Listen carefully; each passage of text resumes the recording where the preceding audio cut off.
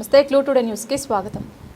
కల్వకుర్తి పట్టణంలోని ఎస్సీ నిరుద్యోగ యువకులమయ్య మేము గత 30 సంవత్సరాల నుండి కల్వకుర్తి పట్టణంలో బస్టాండ్ సమీపంలో ఉన్న ఎస్సీ హాస్టల్ను గత ప్రభుత్వాలతో మాట్లాడి ఎమ్మెల్యే ఎంపీల సహకారంతో దాన్ని జిల్లా షెడ్యూల్ కులాల సేవా సహకార అభివృద్ధి సంఘం లిమిటెడ్ వారికి అప్పగించి వారి సహకారంతో గత ప్రభుత్వంలో ఉన్న ఎంపీ ఎమ్మెల్యే ఎమ్మెల్సీ గార్ల సహకారంతో కల్వకుర్తి పట్టణంలో చదువుకొని నిరుద్యోగులుగా ఉన్న నిరుద్యోగులకు ఉద్యోగ కల్పనకు కల్వకుర్తి పట్టణంలోని బస్టాండ్ సమీపంలో ఎస్సీ కాంప్లెక్స్ 31 షాపులను నూతనంగా నిర్మించబడి గత 4 సంవత్సరాలుగా ప్రారంభానికి ఉన్నాయి.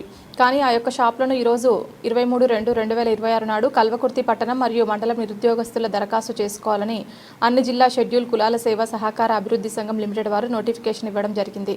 అయ్యా దయచేసి కల్వకుర్తి మండలంలో ఉన్న ఎస్సీ నిరుద్యోగ యువతకు కల్వకుర్తిలో ఉన్న షాపింగ్ కాంప్లెక్స్ విషయంలో ఎలాంటి ప్రమేయం లేదు.